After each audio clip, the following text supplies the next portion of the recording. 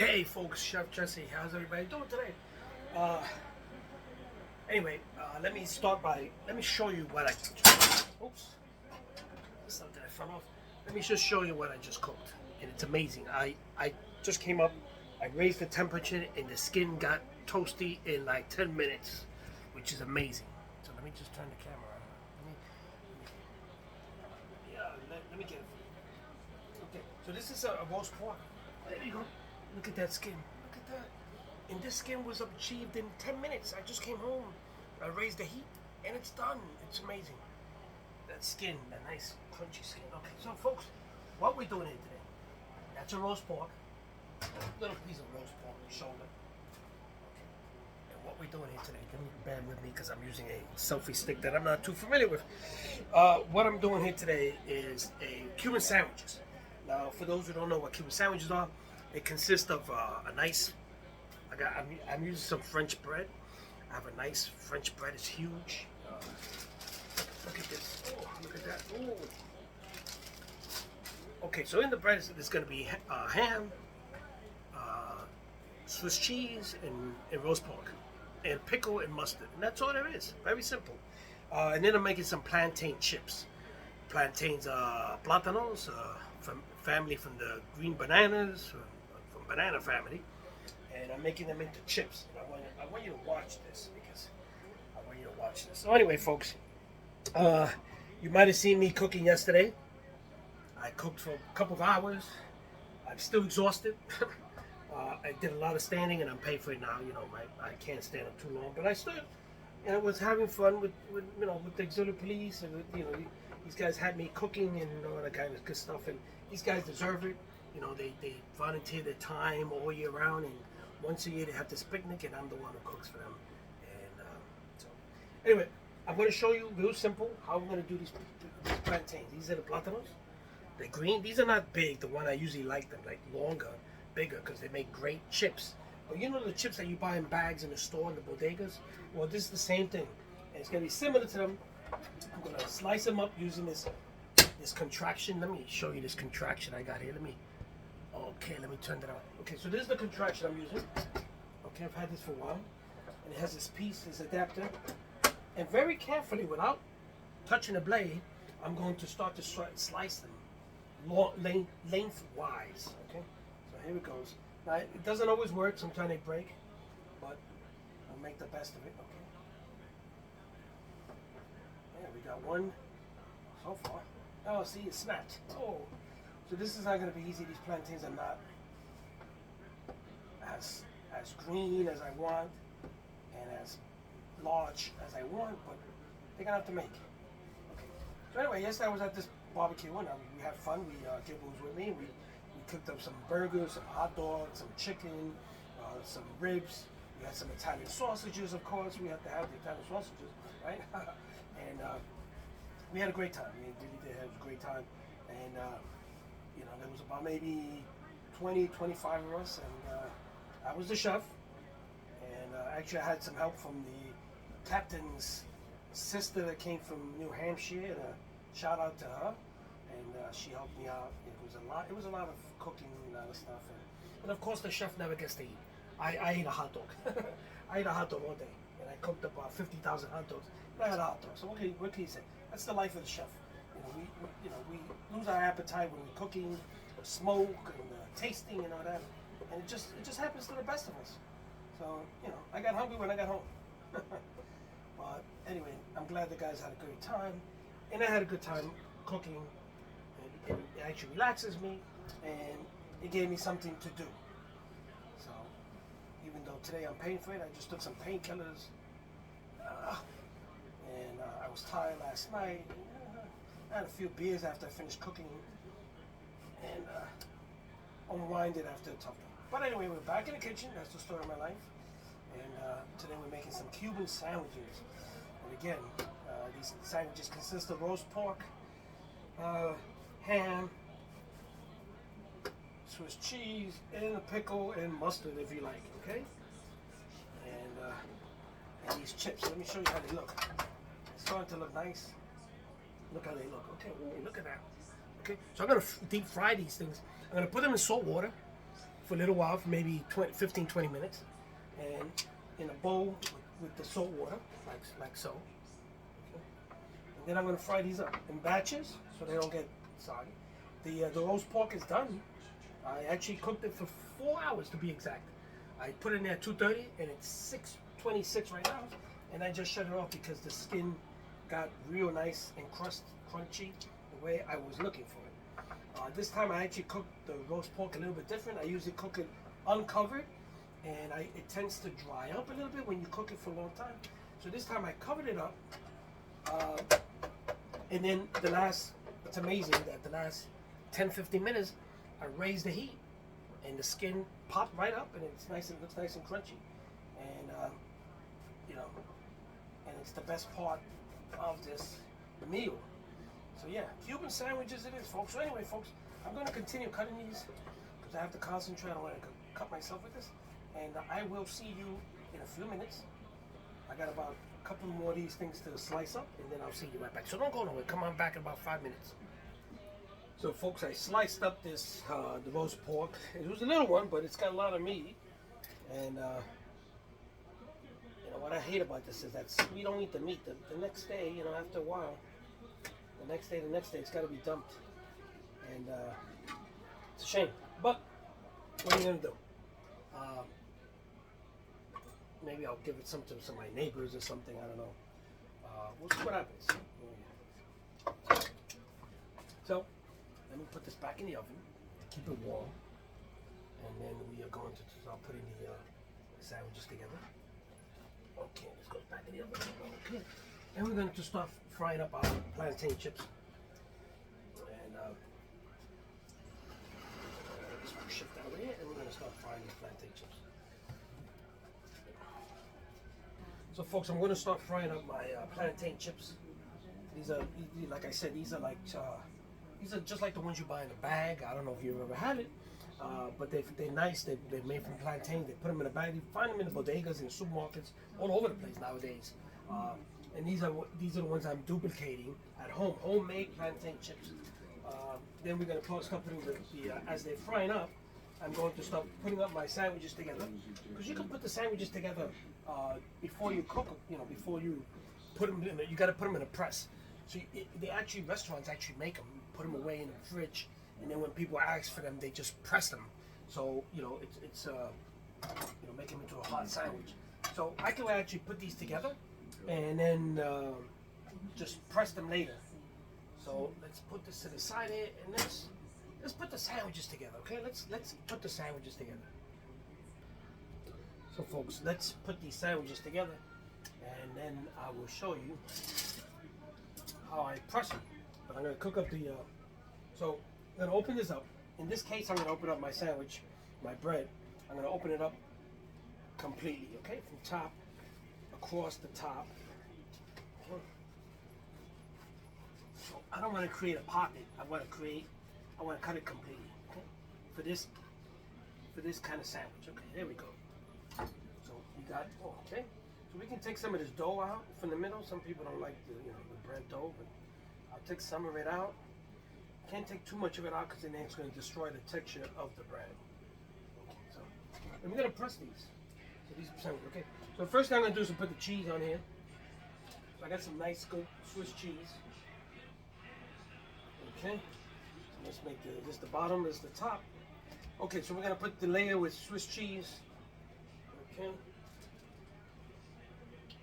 Swiss cheese, and we got some ham. We're going to put some ham. We're not going to drizzle the ham for this case because we are going to lay it down. Okay. Some sandwiches I drizzle the ham. In this case, I'm not going to drizzle the ham. I am going to lay it down because you want this particular sandwich. That's the way it calls for. Okay. So, are you watching me? So now we are going to get the meat. Roast pork or pernil, whatever you want to call it. Okay, we're gonna lay it down. Oh, that looks good. Okay, nicely thin cut. Yeah. Okay.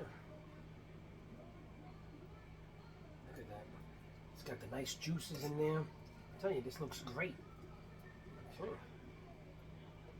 And we're gonna put another piece in here. Okay. fat off of there.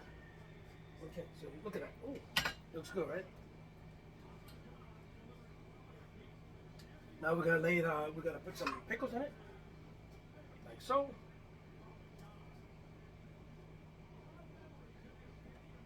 And there goes your sandwich. Okay. And then we're gonna press these. I'm gonna put mustard on this, but I don't want to put mustard now because it'll soak up the mustard. So I'm just gonna put the sandwich to the side, and when we're ready, then we'll go send them to the press. Okay. Let me do one more. I'm doing this sandwich for myself. It's small. And a matter of fact, my sandwich seems kind of hollow. Let's see. Let's check this bread. This bread might not be any good because it seems like it's hollow. Hollowed out. Okay, there's a little pocket there. We'll deal with that. Okay, folks, so I got the sandwiches put together. And like I said, restaurants put these sandwiches together. They'll put them in the fridge. And they keep them there until people order them. And then they just run them through the press. And I have a press that I'm going to press. Because the Cuban sandwiches, part of being the Cuban sandwiches, they have to be pressed. Nice and toasty and pressed. So, I'm warming up my cast iron skillet, my famous cast iron skillet, which I am going to use to cook up my plantain chips. So they've been soaking in water for about 15 minutes or so, and I'm going to fry them in batches. I don't want to overcrowd it. I want to fry them in batches. When they get nice and crispy, these things fry up quickly. I'm going to put them to drain in a paper towel. And then I'm going to take them to the table with the sandwich. And we're going to have some garlic, a garlic sauce that I created, which I believe is at the table already. Let's check the table. I think it's, I don't know where it is. It is, oh, here it goes. Okay, so this is my garlic sauce. And we're going to take this to the table. And this is going to be used for the plantains. So I'm laying down my plantain chips in the hot oil. I don't want these things to overcrowd, so I'm frying them up by batches, okay? So my oil seems to be nice and hot now. So let's drop off some of the more plantain chips in there. Oh yeah, that's the sound I want to hear. I want to hear them fry up quickly. Usually when they rise up, they are done. Okay? And like I said, don't overcrowd them. Take your time, frying them up. And nice and crunchy. Don't overdo it because then they'll get too cooked. Because these things are thin, so if you overcook them, you lose the texture. But, okay, there you go. Nice spot. You can fit one in there.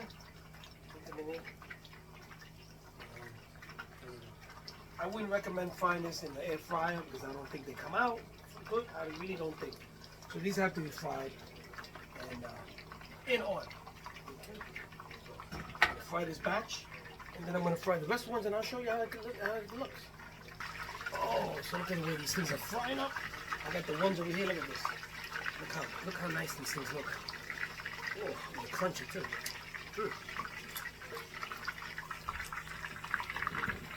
Nice and crunchy. Oh yeah. So now we're gonna go to the press. I got the press right here. I'm gonna put my sandwiches in the press, start pressing them. So folks, this is my press here, my panini press. And this is where I'm pressing the sandwiches. Look at that. Ooh. Okay. So I'm going to press them nice and crispy. And then we're going to the table. So folks, everything is done. My plantain chips are fried. My sandwiches have been pressed. Now we're going to go to the table. So come on, join me at the table. I'll be right there. Come on, join me. Okay, folks, we're at the table. So basically what we did today was Cuban sandwiches. The Cuban sandwiches consist of nice bread. I'm using a French bread today. It's got roast pork, so I had to roast a little pork shoulder so I can get some meat out of it. So it consists of roast pork, Swiss cheese, ham, pickle if you like pickles. I don't. I leave the pickle out, and mustard. Again, if you don't like mustard, you can put mayonnaise, or you can leave it out at all. Put some butter in it or something. But that's what Cuban sandwiches are. I did see a show one time in Florida that they do the Cuban sandwiches, which is a big Cuban community in Miami. They added salami to the Cuban sandwich. I've never seen that. I don't know if it's wrong or if it's right, but I saw that in a show. I'll have to ask my cousin. I have a cousin who's half Cuban. Well, a few cousins half Cuban. There's 5 of them. They're half Cuban, so maybe they know. You know who you are. So anyway, but that's what Cuban sandwiches I've known for many years, and I go to restaurants and eat it, and it's got ham and roast pork and Swiss cheese and a pickle and a mustard. I went to a restaurant one time in Philly and I asked for a Cuban sandwich. They were pre-made, so they couldn't take out the. It had mustard on it and there, so, because a lot of these restaurants make them in the morning, put them in the fridge, and then all they have to do is toast it. Put it in a panini maker and on a press them. So that's what they are. Right? I cooked up the roast pork for about 4 hours. The skin is nice and crispy. I made some plantain chips similar to those you find in the store in bags. I took if you watch the video, you see I have a machine, a little contraction there that cuts them up real thin, and I fried them up, and we have some garlic sauce, and some salt. And let me turn them around and show you because. So look at this plate. Oh, if you went to a restaurant in Miami and ordered this, it costs you a fortune. But, yep. And there goes my sandwich down here. And the table looks like this. Okay. Sit down and I'll tell you how it tastes. And I spent a long time cooking yesterday. I spent a couple of hours cooking. And I didn't even eat much. Now my stomach is, it's not agreeing with me today. But anyway, folks, we're going to sit down. And I'm going to tell you how this thing tastes. Right? And the skin is the best part. Let me show you. So technically, the pickle on top, that's not the pickle in the sandwich. This pickle's in the sandwich. That's a nice slice just for, for showing purposes. So don't think that the pickle does not go on top. It goes inside.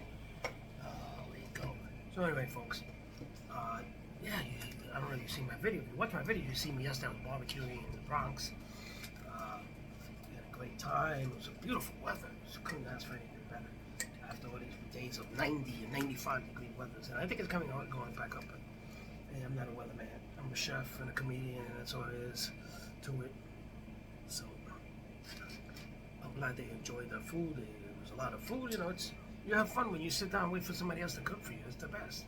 You had a barbecue and you sit down and you drink and you joke around, and then somebody else is doing the cooking. Of course, you're gonna have a great time.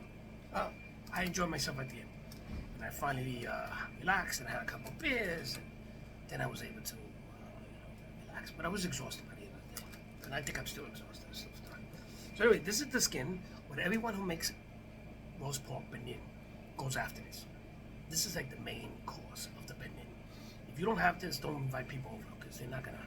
So this benin didn't have too much skin on it, but the little piece it has, you see this crunch. Oh my God.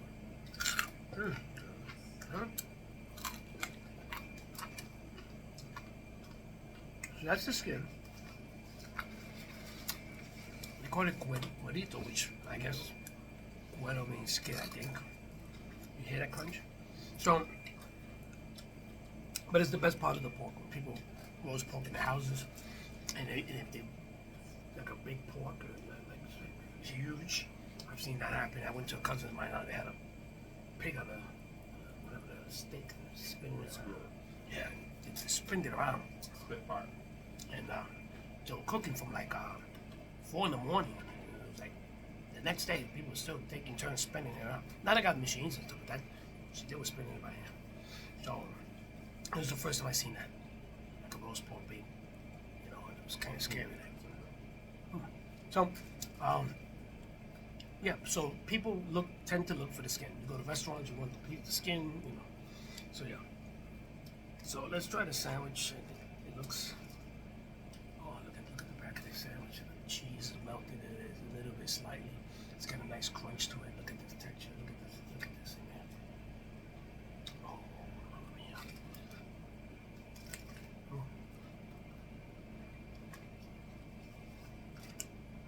It's a lot of work, but it's worth it. You can cook the pork the day before, and maybe keep it in your fridge and shit, stuff like that, But I cooked this up for about 4 hours. It was small roast pork, and Went out, forgot about it, left it in the oven. Came home, cut it up. So in the sandwich, you could taste the roast pork. And you could take the saltness from the ham. And the Swiss cheese is a little bit neutral because it's only Swiss cheese, but it has great taste. And the chips, these are the chips. Oh man, they have crunch to them. You hear that crunch? Anyway, folks, there you got it. Busy weekend for me. Busy week for me. I attended a ceremony for the SLAD police officer, and I did a lot this weekend. I guess it caught up to me. I feel tired. But anyway, folks, tomorrow's another week, and even though I'm retired, I still do a lot of work. I do a lot of things. Tomorrow I'm going to my dentist. Tuesday is what they call National Night Out. It's the community interacting with the police department. They go out. There's games for the kids. There's free food. Every community has it. Every precinct in the city has it, and they celebrate it a different way. Not only is it in New York City, but it's throughout the 50 states. One year we were in Ohio, and we happened to go to this park, and it was like 5 trucks and we didn't know what was going on. Police cars and everything. Then I realized it's National Night Out. So it's called National Night Out. It used to be called National Night Out on Crime. I think now they shortened it to National Night Out. And it's the community taking back the streets. And the community goes out, they interact with the police, they get to know each other, and it's a good positive thing. So remember, National Night Out, Google it, because in your precinct, your community, it might be different times, but it's going to take place on Tuesday all throughout the nation. And wherever you go in these 50 states of America, you'll find. Ohio, we went out one time. In Ohio, we ran into it one year, and so it's all over the place. It's national. That's why it's called national. Hello, hence the word national. National Night Out. So look into it. If you're interested in stuff, they give out T-shirts, they give out food, they give out there's activities for the kids. You get to know your community. You get to know the police officers that work in your community, and